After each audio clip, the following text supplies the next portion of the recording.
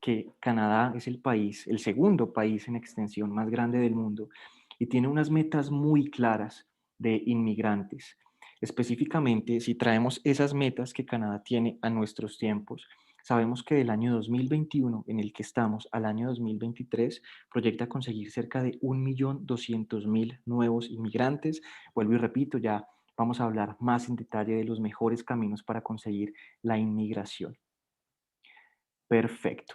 Y bueno, se llegó el momento tan esperado. Tenemos con nosotros a Yves Martineau, consultor reglamentado en inmigración canadiense para todas las provincias. Yves, ¿cómo estás?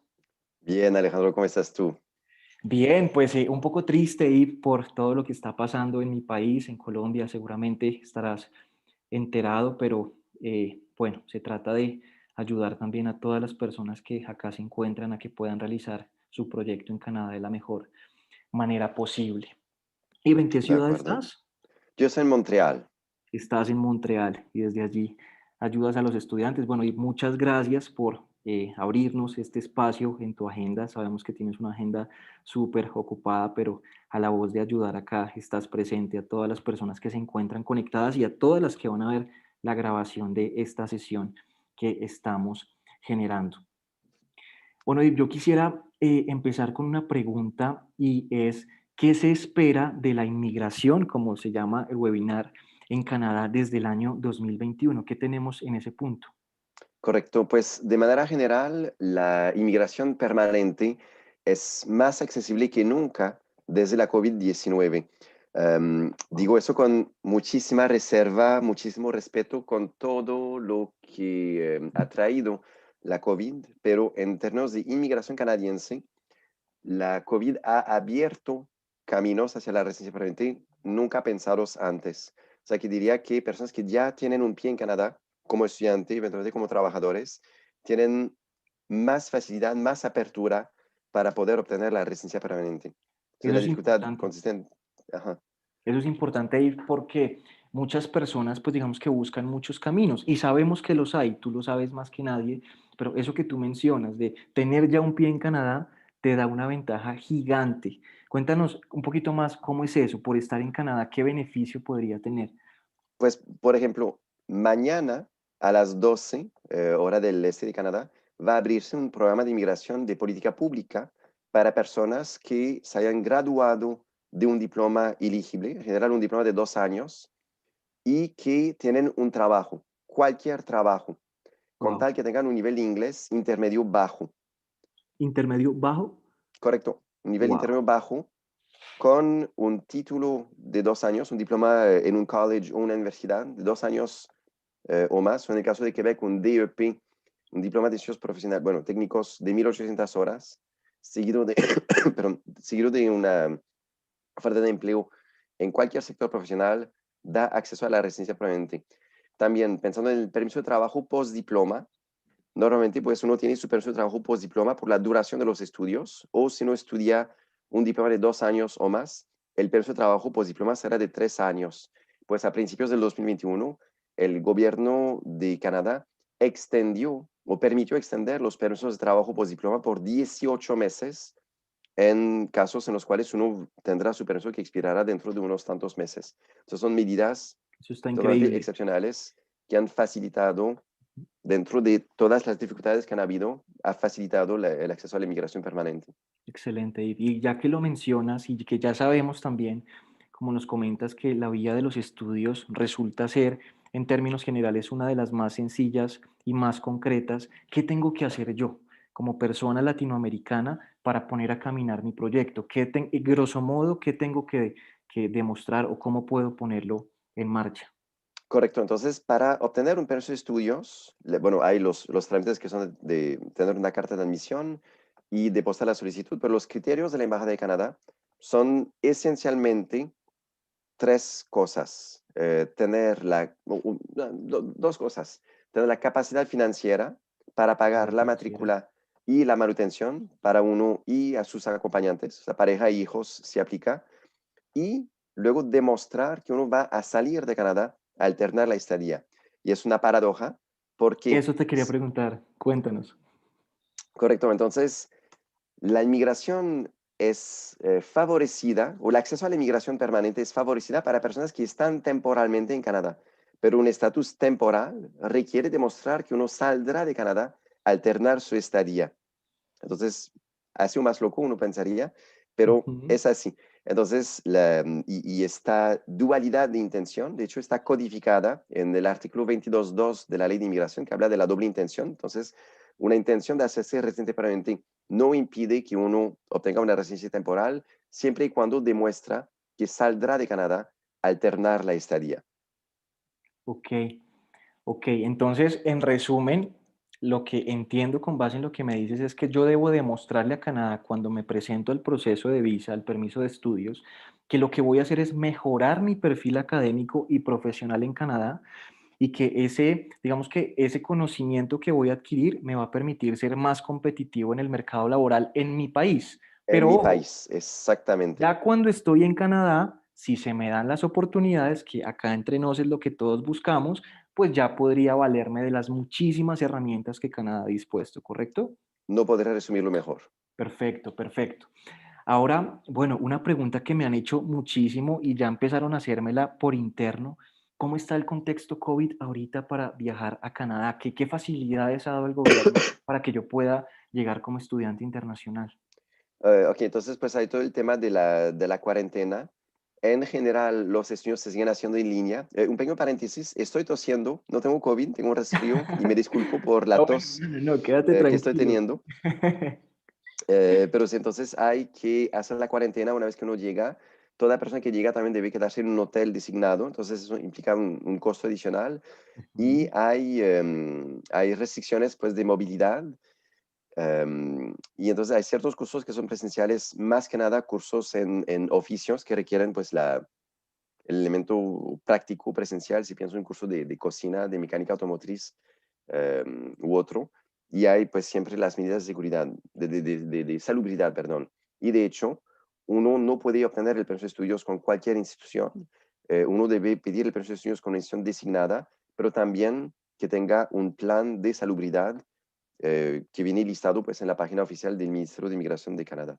Ok, en resumen, se puede viajar hoy por hoy a Canadá cumpliendo con esas medidas de bioseguridad que el gobierno ha dispuesto para salvaguardar su población y también incluso a los estudiantes internacionales. Entonces, sí se puede. Pero también Correcto, tenemos conocimiento de que es posible o Canadá, digamos que ha dispuesto muchas facilidades. El tema de estudiar una parte online o viajar a Canadá y estudiar online. Tú nos comentabas que hay programas que sí o sí requieren de la presencialidad, pero ¿cómo se está manejando con esos programas que no? Por ejemplo, si yo voy a estudiar, voy a decir cualquier cosa, business. correcto. Entonces, en un curso de ciencias sociales como business, por ejemplo, lo más probable es que podré estudiar en línea, inclusive podré estudiar desde mi país.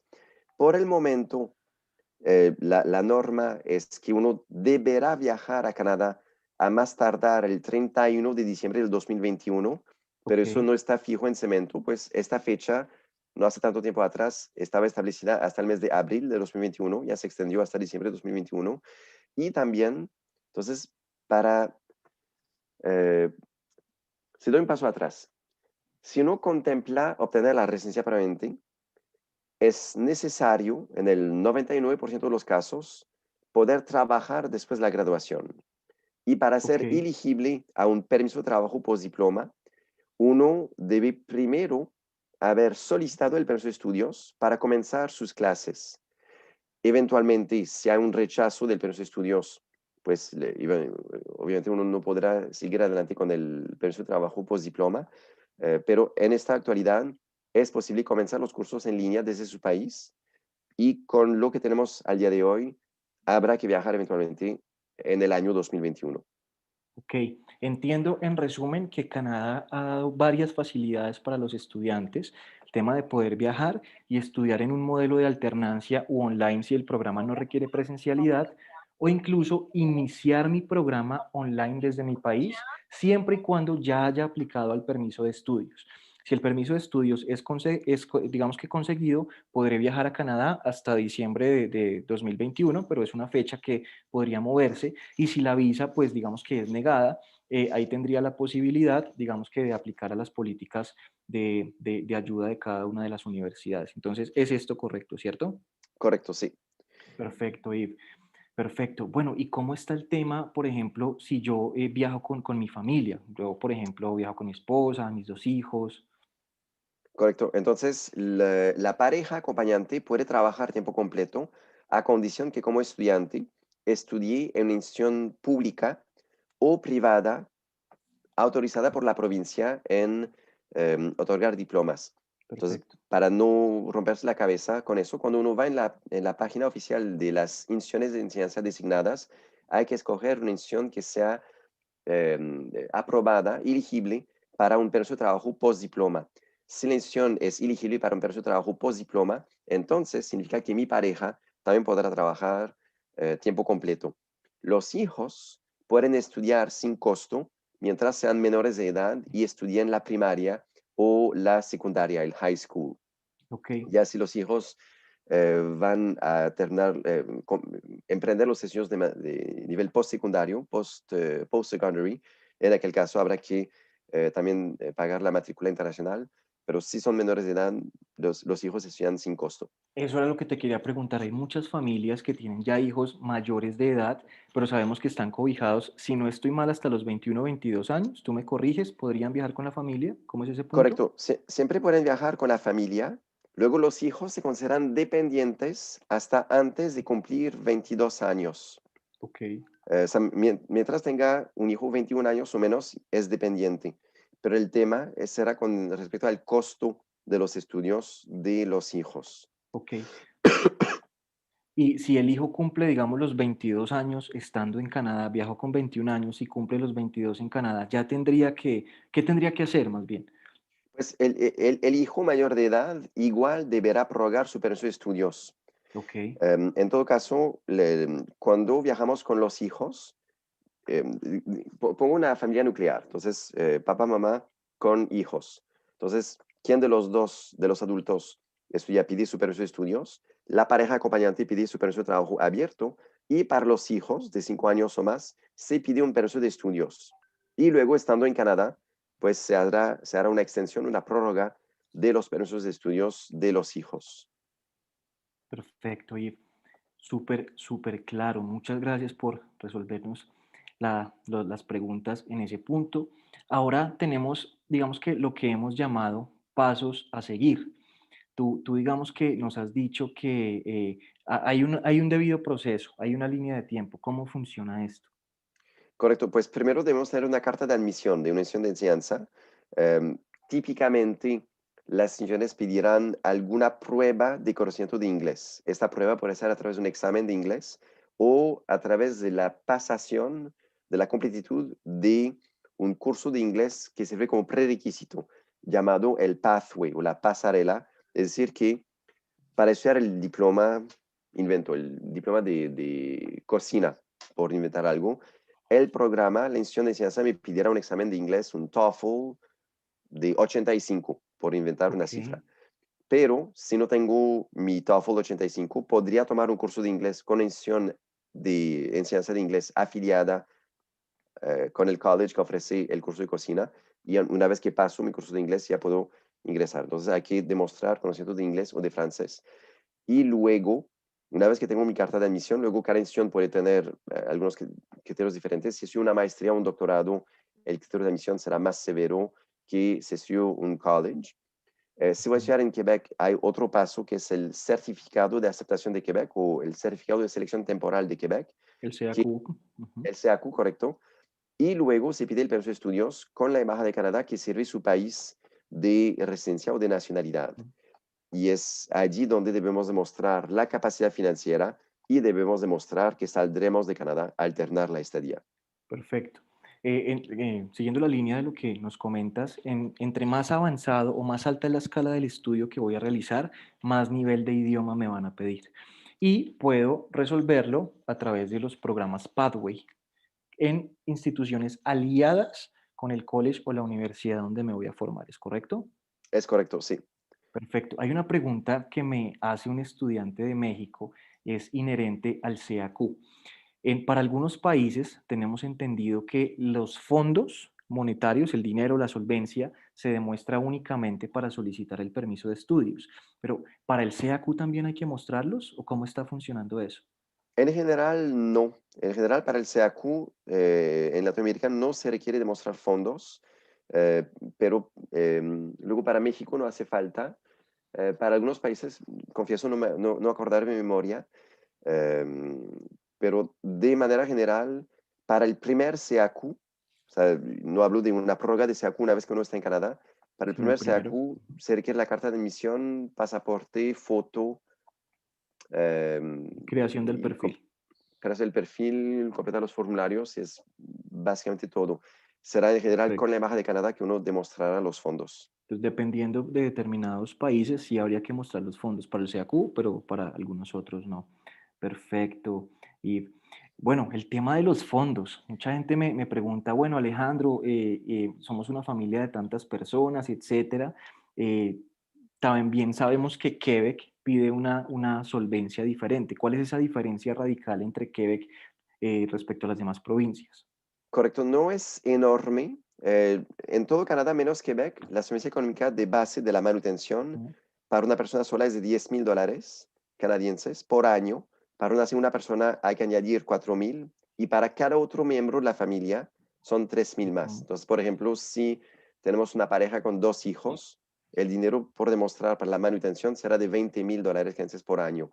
A eso hay Ok. que añadir el costo de la matrícula, que suele estar en promedio en unos 16,000 por año. Puede ser menos, puede ser más, depende de la provincia, depende del programa, pero da una idea general. Entonces, a grosso modo, lo que vemos aquí en la pantalla, una persona soltera sin hijos deberá demostrar más o menos $26,000 canadienses por año, y una pareja con un hijo deberá demostrar más o menos $33,000 por año. Eso es importante, y ya que lo mencionas, nos pregunta Ana María, dice, estoy interesada en irme con mi pareja. En este caso, ¿cuánto tiempo exigen mínimo de estar conviviendo juntos? No son casados. ¿Cuál es el tiempo mínimo de convivencia para poder viajar en pareja? Un año, 1 año. un año Ok, de ¿y cohabitación. cómo Canadá demuestra que esa pareja vive hace 1 año? Correcto, Comprueba, quiero decir. hay un vasto, hay muchas maneras de comprobarlo. Lo ideal es Ujú. demostrar pruebas de asuntos en común. ¿Qué entiendo con eso? Cuenta bancaria, contrato de arriendo, contrato de luz, teléfono, lo que no es siempre evidente tener con pareja de hecho. Ujú. Pero entonces, asuntos en común, es decir, un recibo, alguna membresía con alguna institución donde los nombres de los dos están. Puede ser un seguro médico en el cual uno Ok, es beneficiario del otro, puede ser un seguro de vida en el cual uno es beneficiario del otro. Si no, a veces tener un hijo en común, pues es una prueba fuerte. O si no, pruebas de cohabitación. Por ejemplo, yo tengo mi cuenta bancaria y en mi estado de cuenta bancaria viene mi dirección con mi nombre, y mi pareja tiene su estado de cuenta bancaria y tiene también la dirección. No tenemos la cuenta en común, pero tenemos cada uno nuestra cuenta con la misma dirección. No es lo ideal, pero si tenemos varias pruebas así, puede ser suficiente. Hay una declaración juramentada también, que no es el certificado de concubinato que hay en Colombia o en otros países, solamente un formulario de Inmigración Canadá al efecto que somos pareja de hecho. Y si el oficial tiene dudas, podría pedirnos más pruebas, por ejemplo, fotos, testimonios de terceros, pruebas de viajes juntos, para demostrar que vivimos juntos no como roommates, como co-arrendatarios, sino realmente como pareja. excelente, excelente. Y bueno, ya que mencionaste el tema, voy a salirme un poquito de lo que venimos hablando.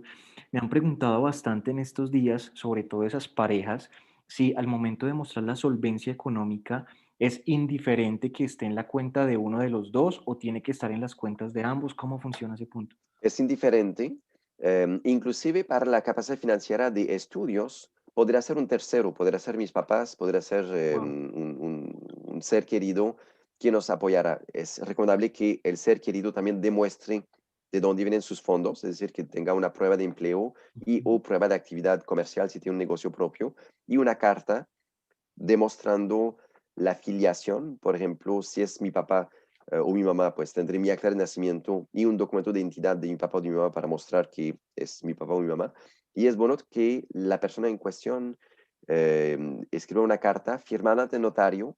No es obligatorio, pero es preferible una affidavit, una declaración juramentada, al efecto que, entonces, por ejemplo, yo, papá, de Alejandro.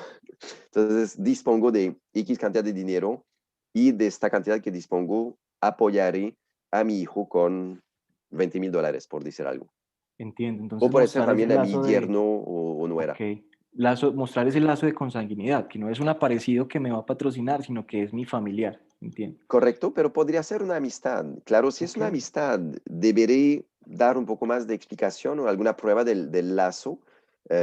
Por ejemplo, podría ser una declaración juramentada al efecto que somos amigos desde hace 20 años, por ejemplo, fuimos al colegio juntos y siempre hemos estado muy cercanos y yo, persona quien apoya económicamente, pues afortunadamente me ha ido bien económicamente y me da mucho gusto apoyar a Alejandro y su familia con su proyecto de estudios. Es posible también. Lo ese ideal punto es está cuando hay un vínculo de increíble. consanguinidad, pero Ese punto está increíble.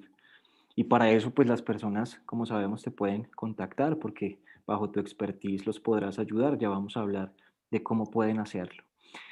Bien, ahora en resumen, este slide que tenemos en pantalla, lo que nos dice, como ya bien lo sabemos, es que debemos mostrar un año de estudios, de manutenciones, ¿correcto?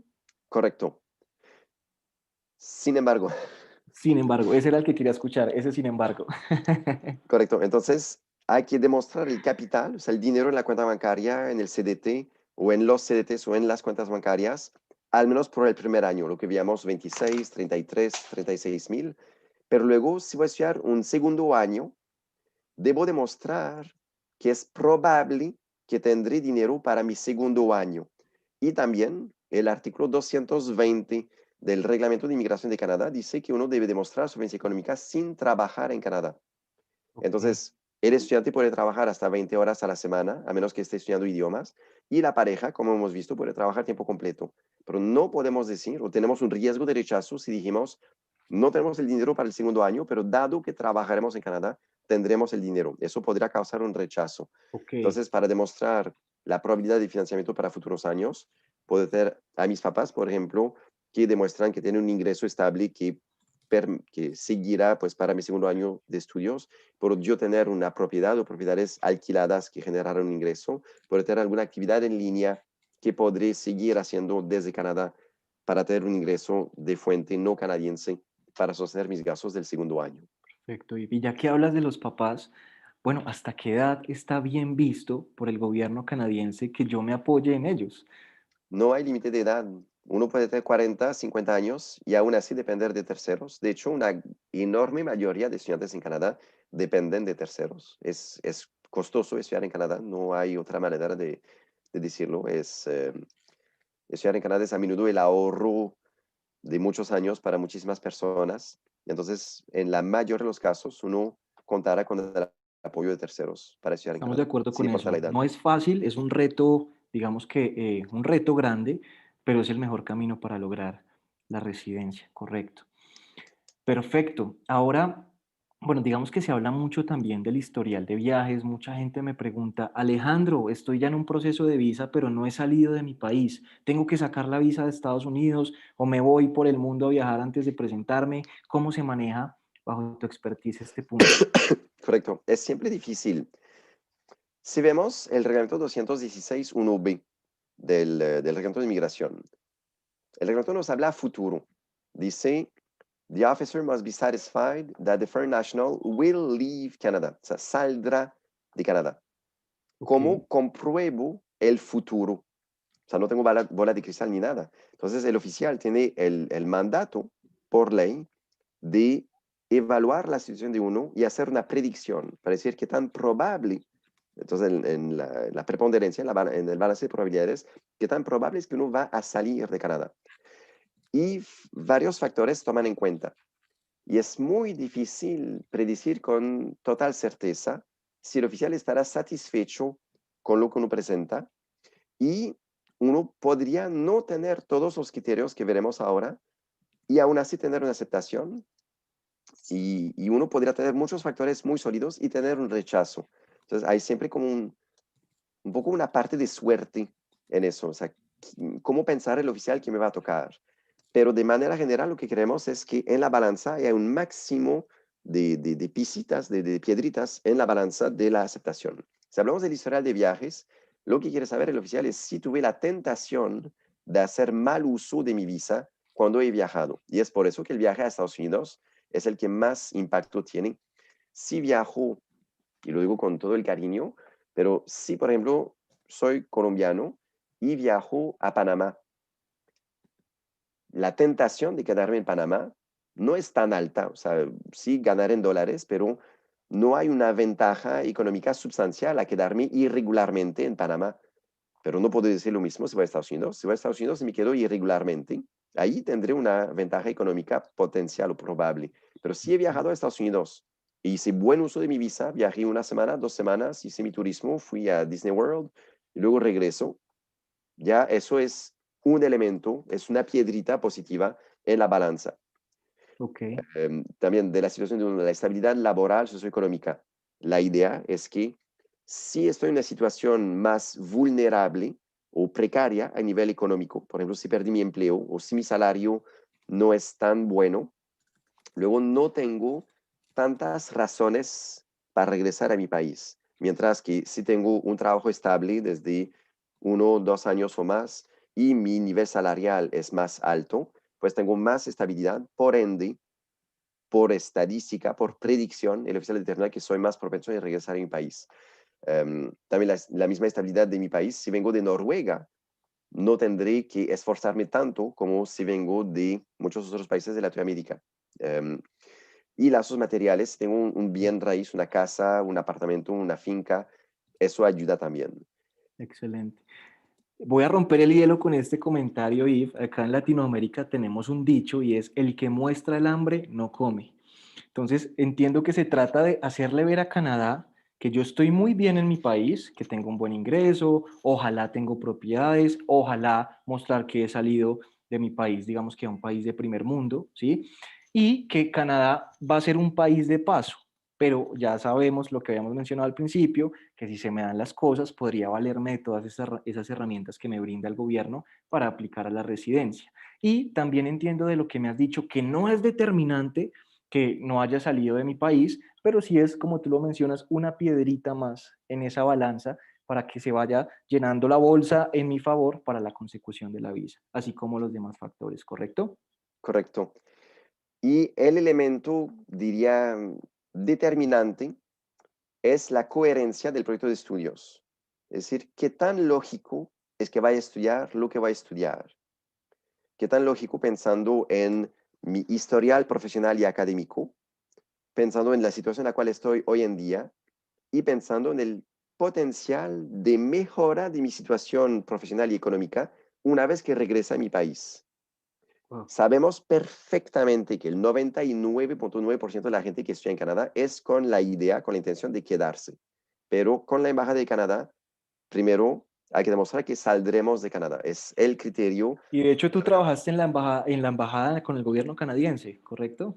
Yo trabajé con el Ministerio de Inmigración de Quebec en Ah, con México, el Ministerio de Inmigración de Quebec. que no hacíamos permiso de estudios como tal. Nuestra oficina hacía los SEACUS en aquel momento, era en Ujú. México en aquellos tiempos, ya soy viejo. Pero, em, pero yo trabajaba más en cuestión de inmigración permanente en mi tiempo con la delegación de Quebec en México. Perfecto, perfecto. Bien, bueno, la gente escoge muchísimo Canadá ahí porque puede trabajar. Eso no es un secreto, eso se conoce a toda voz, que yo como estudiante puedo trabajar medio tiempo, que mi pareja puede trabajar tiempo completo. Entonces, la pregunta va más enfocada a cómo se está dando ese proceso hoy. ¿Lo está entregando el gobierno canadiense aún en tiempos de COVID? Sí, sí, sí, la norma no ha cambiado. Ujú. Entonces es una norma por ley y esa ley no ha cambiado. Entonces vemos que lo que permite trabajar las 20 horas es el reglamento 186V.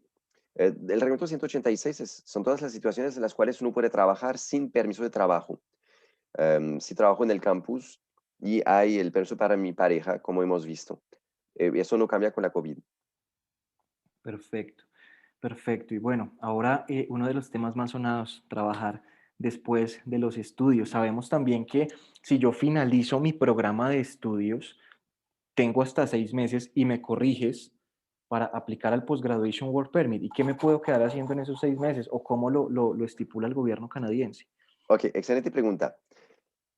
La norma límite son 180 días, 180 días, pero la recomendación es de pedir el permiso de trabajo postdiploma mientras tenga mi permiso de estudios vigente. Ok, Y tradicionalmente, el permiso de estudios se da por hasta 90 días después del fin previsto de mis estudios.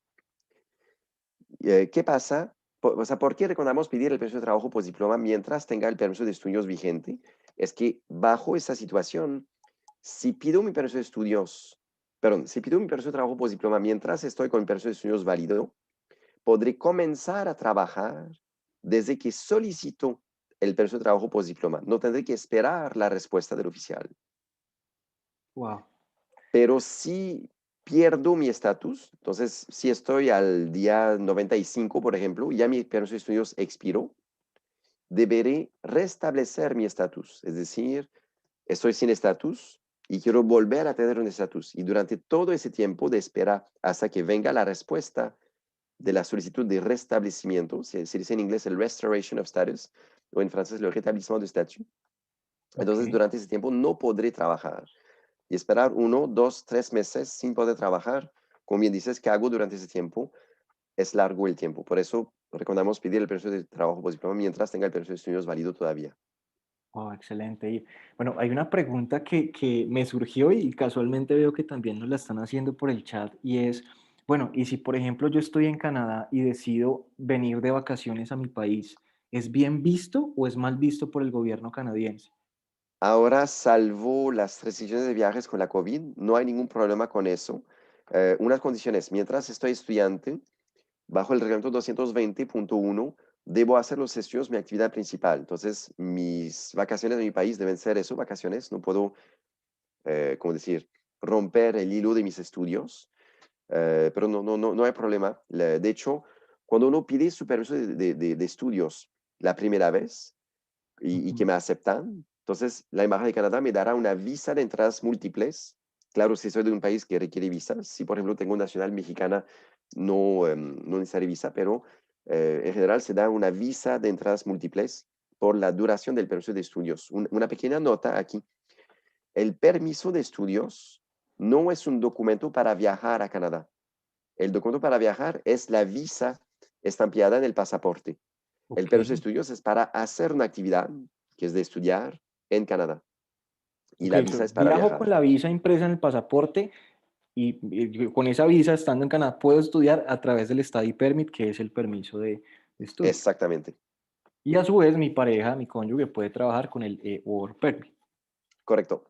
Perfecto. Entonces, lo que me da la Embajada de Canadá cuando me aceptan es mi visa y mi pasaporte. Por eso tengo que mandar mi pasaporte.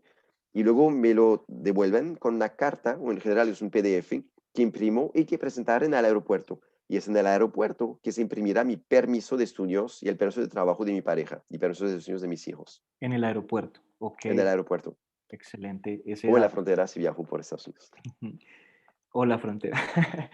Bien, bueno, llegamos al slide, a la diapositiva que tenía tantas ganas de llegar, porque sabemos que hay mucha gente dice, bueno, resulta que es mejor un programa de 2 años un programa de 2 años que me dé hasta 3 años de permiso de trabajo, etcétera. Pero también conocemos que cada provincia tiene sus programas, valga la redundancia, provinciales y hay veces es posible lograr esa residencia con 1 año de estudios. Entonces, me gustaría que habláramos un poquito, grosso modo, porque sabemos que esta información da para que nos extendiéramos acá hasta el día de Sí, mañana, grosso modo, cuáles son las principales ventajas de las principales provincias a nivel migratorio. correcto. Entonces, de manera general, la inmigración permanente depende de una oferta de empleo. Salvo algunas excepciones, los estudios como tal no dan acceso a la residencia. Lo que hacen es que facilitan el acceso al mercado laboral. Porque, idealmente, la manera ideal de emigrar a Canadá es a través de una oferta de empleo. Pero, ¿cómo desde Bogotá, por ejemplo, va a convencer a un empleador en Canadá de contratarme desde Colombia para que vaya a Ujú. trabajar? No es evidente. Pero si ya estoy en Canadá con un permiso de trabajo abierto, la probabilidad de conseguir un empleo es mucho más alta. Y entonces, Ok, en casi todos los casos, salvo pocas excepciones, es el eventual perdón, empleo quédate tranquilo. que me dará acceso a la residencia. Un pequeño paréntesis respecto a los estudios. Muchos van a preferir un diploma de 2 años, porque tenemos el permiso de trabajo postdiploma de 3 años. Ahora, hay que saber que si estudio 2 diplomas consecutivos de 1 año, Sí, igual tendré el permiso de trabajo postdiploma de 3 años. Otra nota, se estudió en un college, en general, hay excepciones a eso, pero en general, un diploma postgraduate, o sea, de nivel posgrado a nivel colegial, es de 1 año. Y un nivel postsecundario, en general, es de 2 años. ok. Como bien dijiste, es peligroso entrar en generalidades y digo eso con mucha reserva. Pero en muchos casos, supongamos que soy ingeniero en informática, soy Sí, profesional, puede quitar elementos de coherencia que vaya a estudiar un diploma postsecundario. Tal vez sea más conveniente que sea un diploma de 1 año de nivel eh, postgraduate, que será más coherente, que será un mejor complemento a mi perfil profesional. Y si luego necesito el permiso de trabajo postdiploma de 3 años, podré prorrogar mi estadía con un segundo diploma de otro año para tener el permiso de trabajo postdiploma de 3 años. y eso es lo que llaman crecimiento vertical. Si yo ya soy profesional, lo que se espera de mí es pues un estudio superior al bachelor degree o al pregrado o la licenciatura que ya tengo, ¿correcto? Sí, ahora no es una regla absoluta. Bien, podría tener una maestría y estudiar un diploma postsecundario que Ok, sea coherente para mí, que sea un verdadero complemento. Eh, por ejemplo, digamos que soy ingeniero en informática y hay un diploma de nivel postsecundario en cyber security, en seguridad informática. Puede ser que en mi carrera no he tocado, digamos, me gradué hace 10, 20 años y el tema de ciberseguridad no era muy, muy, muy presente en el pensum. Y ahora digo, ese diploma para mí como Yves Martineau, estudiante que quiere superarse, ese diploma de nivel postsecundario en ciberseguridad sí será coherente. Y si es coherente, bien puedo tener la aceptación aún así.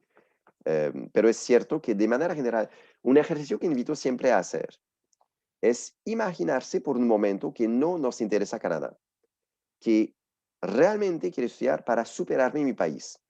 ¿Qué estudiaría?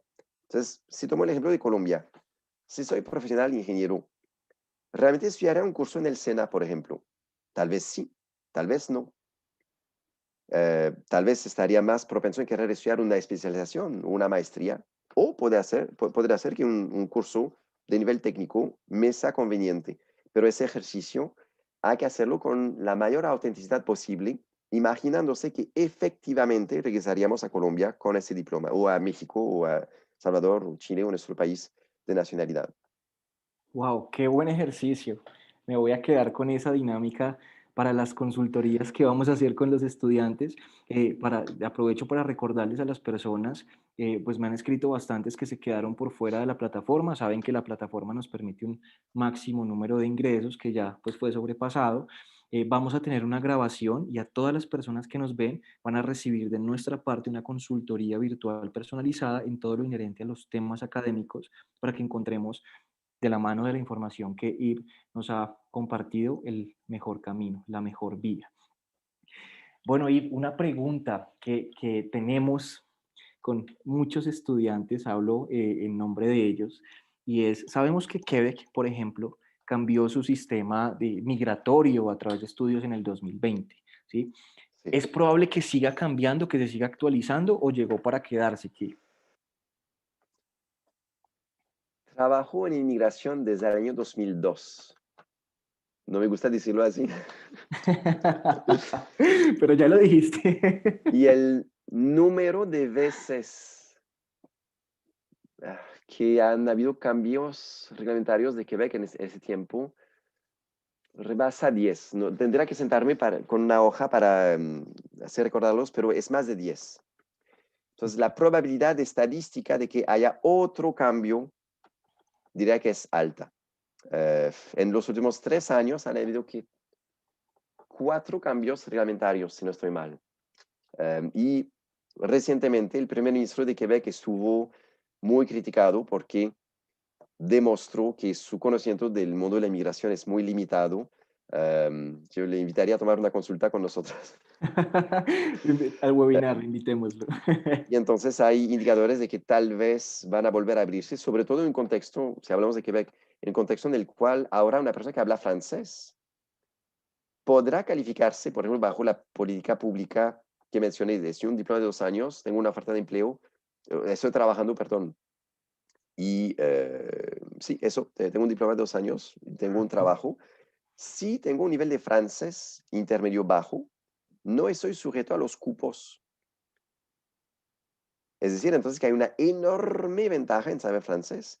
En Ontario hay un programa para trabajadores calificados francófonos. Saskatchewan, desde noviembre de 2020, da puntos adicionales por saber francés. Wow.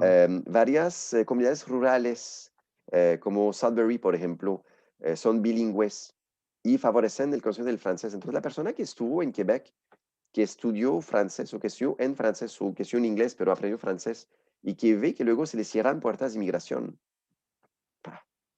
se va para otra parte, no está casado con Quebec. Claro. Y la pregunta ahí es, bueno, ¿y si yo apliqué, digamos que yo apliqué en este año, Alejandro Arango, me fui para Quebec, a Montreal, a estudiar mi programa, etcétera, y ya tengo en mi cabeza una hoja de ruta del programa de migración actual, y estando yo en Canadá cambia? ¿Me rige el del momento en el que viajé o qué tendría que hacer? No, no, no, siempre puedo adaptarme. De hecho, es algo que hacemos constantemente. También, no quiero echar demasiadas piedras a Quebec tampoco. Los cambios reglamentarios han sido fuertes, pero no significa que emigrar a Quebec es más difícil que en otras provincias. Simplemente piden Eh, el francés.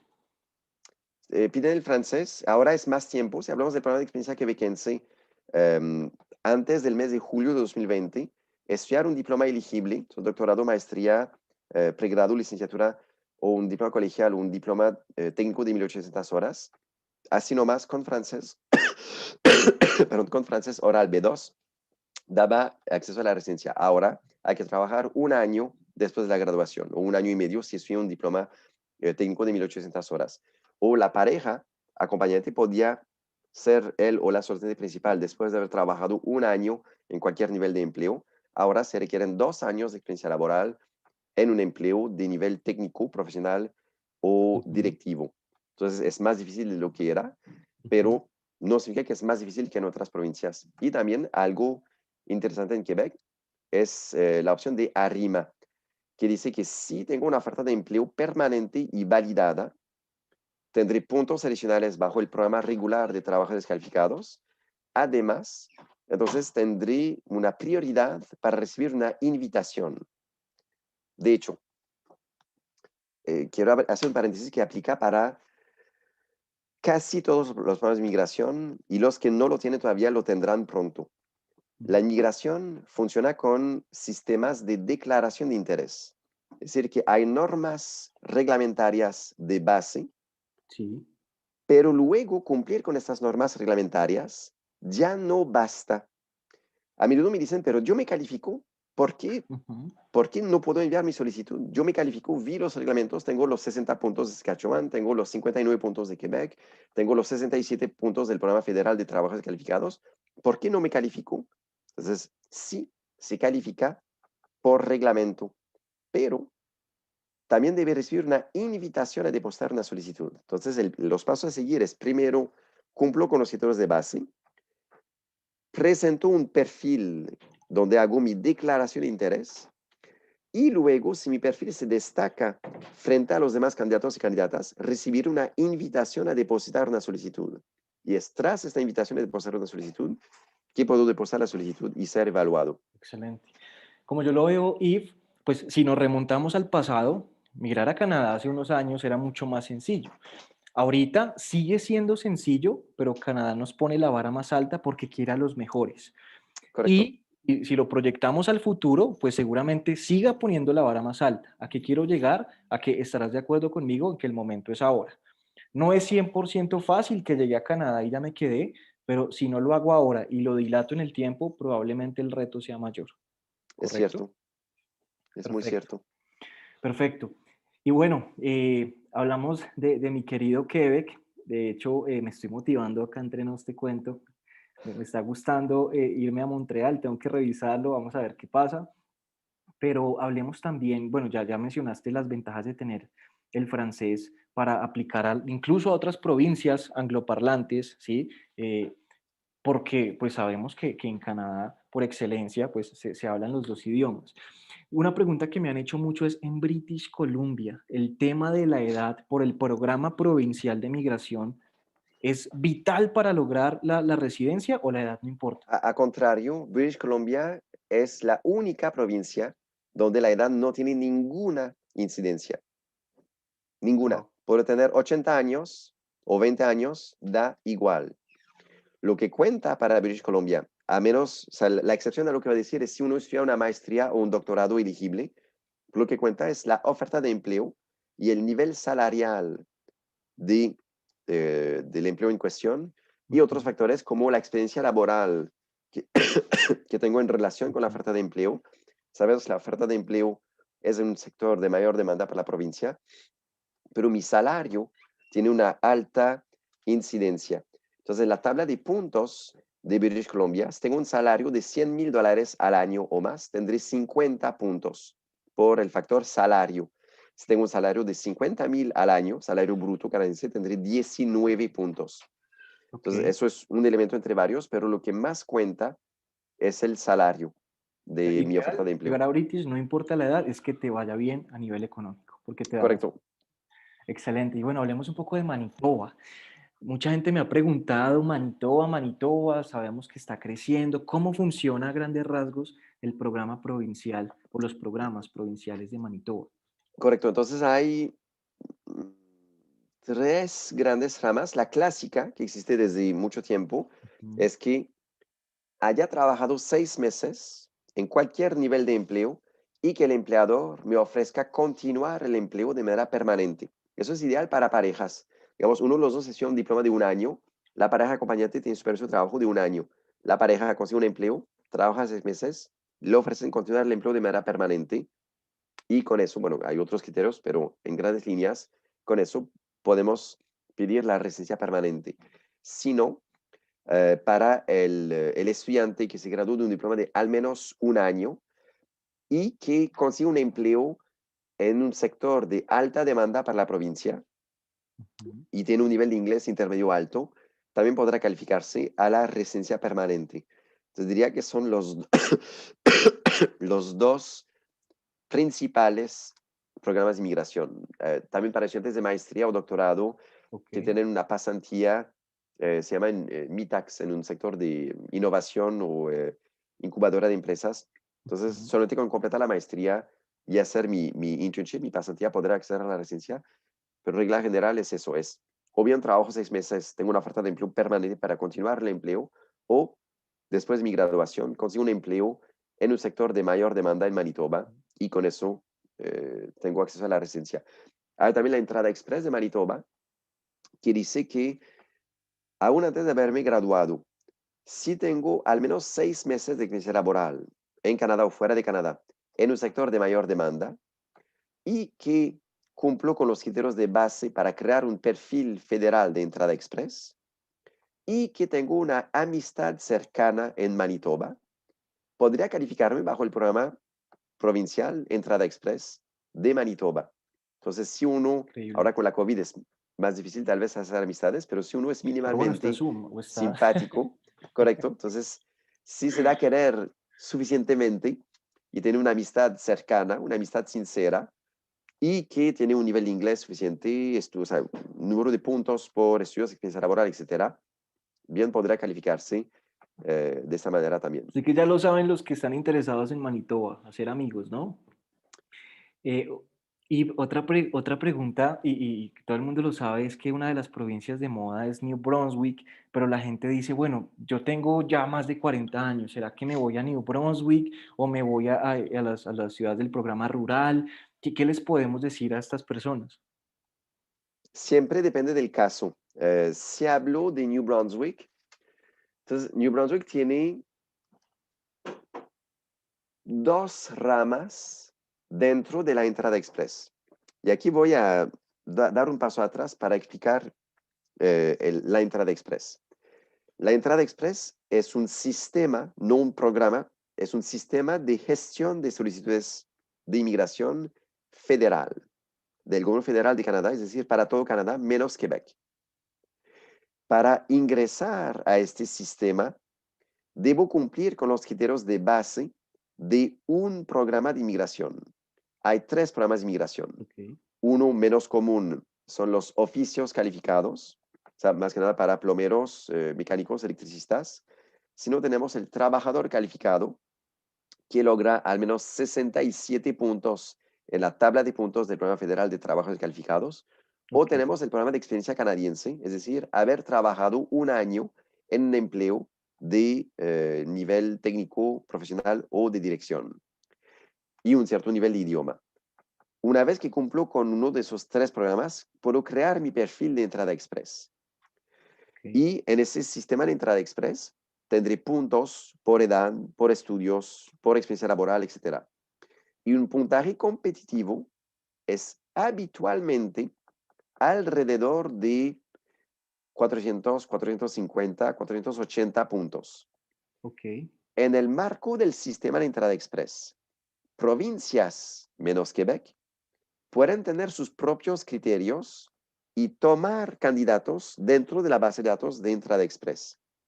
Entonces, si tengo mi perfil de entrada express y no tengo un puntaje tan competitivo, digamos que llego a 300 puntos, que es un puntaje honorable, pero no tan alto, si mi perfil va con un programa provincial y que esta provincia me selecciona, la nominación o la designación de la provincia me dará 600 puntos.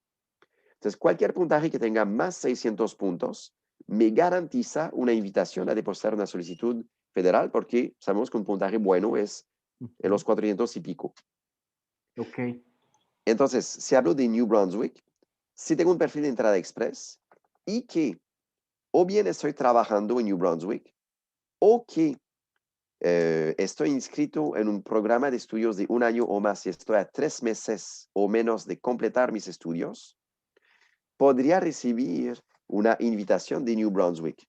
Ahora, la misma provincia dentro del sistema de gestión de solicitudes de la entrada express ujú, tiene también sus sistemas de declaración de interés. Entonces, uno siempre ok, está en competición contra los demás candidatos. Pero, entonces, en New Brunswick, tengo la opción de entrada express que estoy por completar un diploma o estoy trabajando y de otra manera ujú, cumplo con los criterios de la entrada express. De excelente. otra manera, en Nuevo Brunswick, si tengo una oferta de empleo y tengo un nivel de francés intermedio bajo, puedo calificarme bajo la rama estratégica francófona de Nuevo Brunswick. O, de otra manera, si tengo una oferta de empleo permanente en Nuevo Brunswick y alcanzo un número suficiente de puntos bajo la tabla de puntos de New Brunswick, también puedo calificarme. Pero entonces la ventaja de New Brunswick es que tengo un abanico de Ujú, opciones que es bastante amplio. Un, sí, un temor que tengo es que, dada la popularidad, o sea, New Brunswick, ¿cómo decir? No es Sao Paulo, no es Bogotá, no es la Ciudad de México, o sea, tiene una población, una capacidad de absorción limitada. Entonces, ujú, puede ser que si llegara a su punto de saturación, ya los programas de migración serán menos accesibles. ujú. Como bien decías, hay que hacerlo lo antes posible porque no sabemos si mañana no se volverá más difícil. Y eso es súper importante y aprovecho para decirle a las personas que nos ven que probablemente esta información técnica no sea su día a día. Hablamos de puntajes, de programas provinciales. El sentido de esta sesión es darles una primera pincelada, pero la invitación es a que puedan asesorarse con los expertos. En este caso tenemos ahí Martino, ya vamos a conocer su contacto y en lo inherente a la parte académica ya vamos a llegar al momento en el que pueden separar su consultoría virtual personalizada. Perfecto. Y Súper. bien, No, no, ¿cómo adelante, dices? ¿Vas perdón. a decir algo? No, se me pasó. Perdón, quería decir una palabra acerca del programa de las comunidades rurales del norte. Tengo muchas Sí, preguntas al respecto. Hay que saber, o sea, hay criterios de base del programa federal de inmigración, porque es un programa federal en colaboración con la comunidad, que son de tener una oferta de empleo permanente en una zona geográfica por ejemplo, North Bay, Sudbury, Sault Ste. Sí. Mary, pero también hay que cumplir con los criterios de la comunidad. Entonces, ojo, no basta con decir, tengo el nivel de inglés que requieren, tengo los estudios que requieren, tengo la experiencia laboral que requieren, sino que necesito una oferta de empleo permanente y debo cumplir con los criterios de la comunidad. Estas son opciones muy interesantes, ¿Y pero hay cuáles son esos que... criterios de la comunidad? Menos mal hiciste ese hincapié porque casi lo paso por alto. Sabemos que hay que mostrar unos TIS, unos lazos con la comunidad. ¿Qué lazos se podrían mostrar? depende de cada comunidad. Si pienso en Sault Ste. Mary, por ejemplo. Sault Ste. Mary dice, mis criterios como comunidad son que tenga 70 puntos y tendrá 55 puntos, que hace ese factor un factor imprescindible.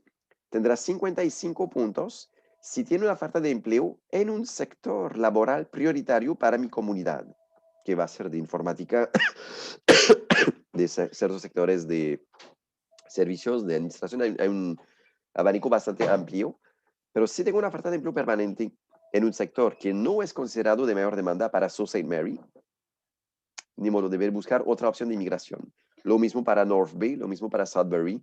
Entonces, un criterio importante es que mi oferta de empleo sea en un sector privilegiado por la comunidad y de otra manera que demuestre lazos con la comunidad. En Sudbury, a menos que tenga una oferta de empleo en una de 2 o 3 ocupaciones en enfermería y otra que ahora Enfermería, Early se me Childhood escapa. Education, Si no, no sé si, educación, pero childcare. unas pocas, debo tener un año viviendo en Sudbury.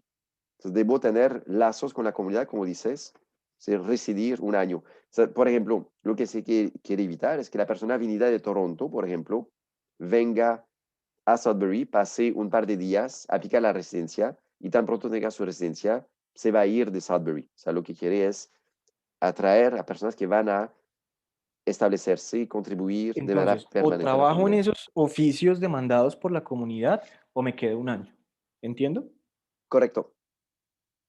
Perfecto, perfecto. ¿Hay algún otro punto que consideres importante de, grosso modo, de estas? Pues sin extendernos durante 3 horas, no, es como lo esencial. Luego, pues son detalles, cada programa de inmigración tiene sus detalles, sus particularidades, pero regla general, dependemos de una oferta de empleo que tendrá ciertas características. Por ejemplo, en Prince Edward Island, debo tener una oferta de empleo, regla general, válida por 2 años o más o permanente.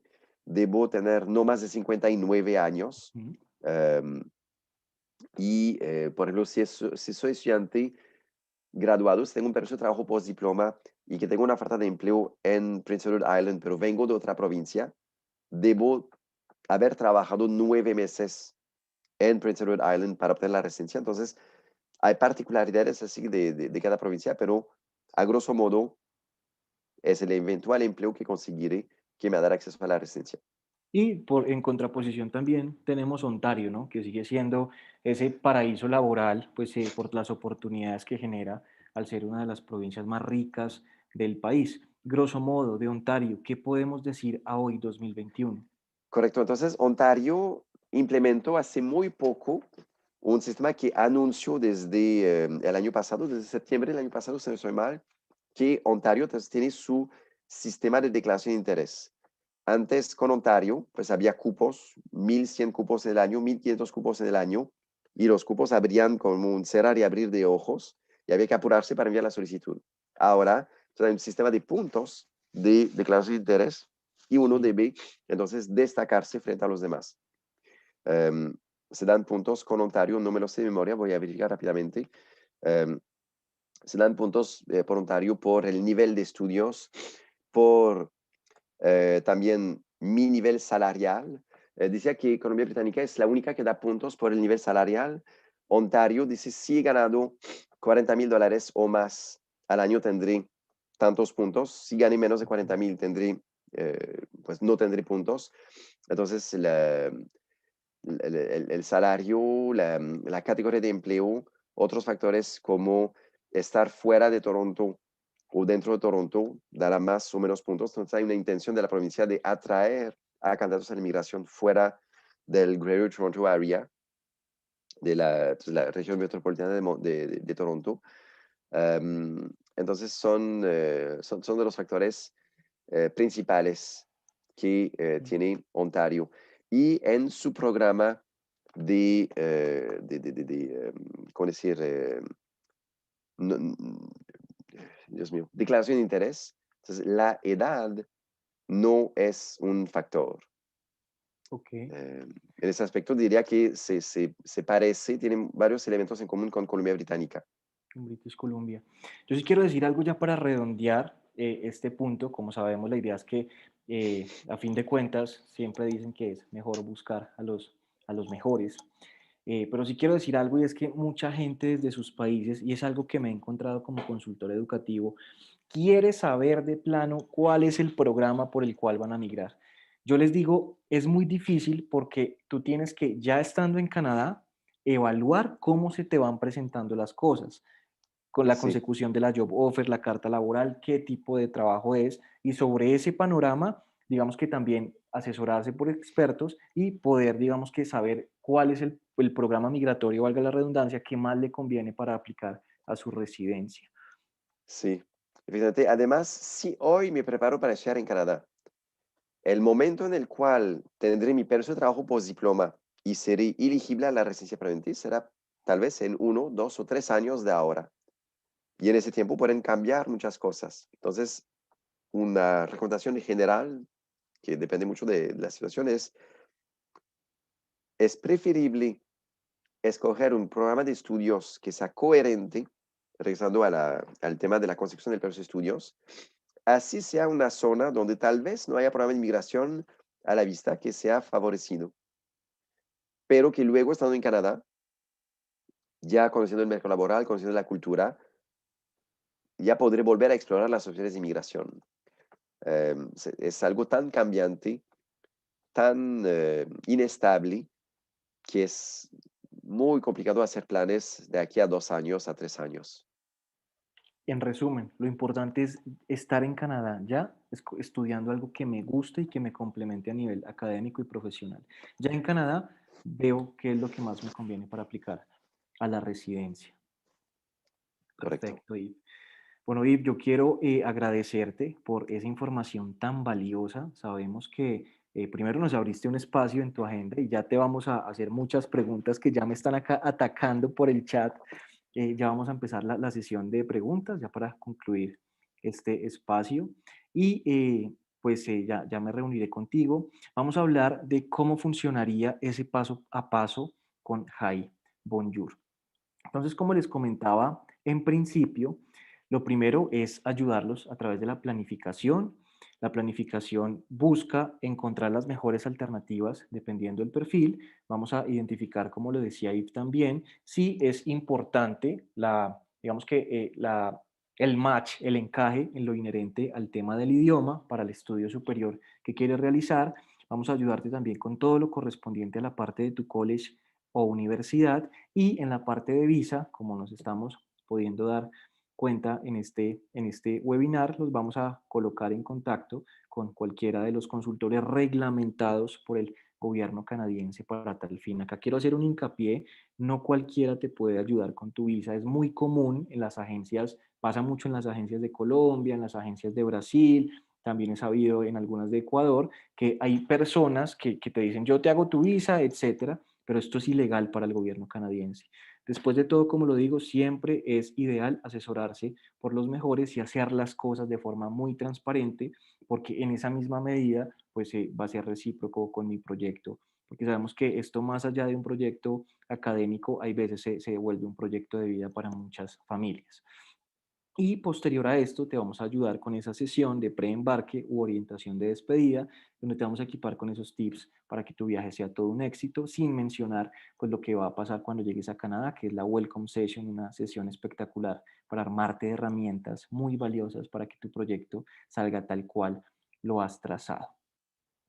Y bien, antes de empezar con la ronda de preguntas con Yves, aprovechando que lo tenemos en este espacio, Si tú eres una persona interesada en ampliar la información, si de pronto recibiste muchos conceptos técnicos, pero necesitas un desglose más específico para lo que estás buscando, pues lo que puedes hacer es ponerte en contacto con Yves. Ya te vamos a indicar, ya Yves nos va a hacer el favor de indicarnos cómo te puedes poner en contacto con él. Y en la parte académica, puedes tomar tu teléfono celular, escanear este código QR y solicitar una consultoría virtual personalizada gratuita. Te dejo con este código QR en tanto empiezo con la lectura de las preguntas para Yves. Bueno, retomando el ejemplo que ponía Yves de las piedritas en la balanza, me están preguntando, bueno, ¿y si hice alguna vez mal uso de mi visa en Estados Unidos, pero ya pasó el tiempo, digamos, de castigo, llamémoslo así, que impone Estados Unidos de 5 o a veces 10 años? ¿Podría intentar mi proyecto en Canadá? Siempre es posible, inclusive si una persona estuvo irregular en Canadá, inclusive trabajó irregularmente en el pasado, trabajó irregularmente en Estados Unidos, em, uno siempre puede decir, pues, em, en su contexto, o sea, tomé malas decisiones, me arrepiento, y por la mala experiencia que tuve, por ejemplo, de ninguna manera quiero volver a vivir eso. Y entiendo pues lo importante de respetar las normas migratorias y por favor tengan indulgencia con ese elemento de mi pasado y por favor confíen en que haré buen uso de mi visa en Canadá. Algo muy importante es no omitir que uno hizo mal uso de su visa o que tuvo un rechazo de una visa o que tuvo una orden de salida de deportación, porque Canadá probablemente se va a enterar y es mucho peor tener una falsa declaración que un historial no tan glorioso, pero luego un, digamos, un arrepentimiento más tarde. Perfecto. ¿Y esto se expresa en la carta de intención, en la carta de motivación o con... Correcto, sí. Recomiendo siempre incluir una carta de explicación que, pues, hablar un poco de su situación. O sea, Ujú, tampoco es una novela, pero uno quiere te entiendo. ubicar el oficial en lo que es nuestro plan. De qué estudié, qué hago ahora y en qué los estudios que contemplo hacer en Canadá me ayudarán de regreso.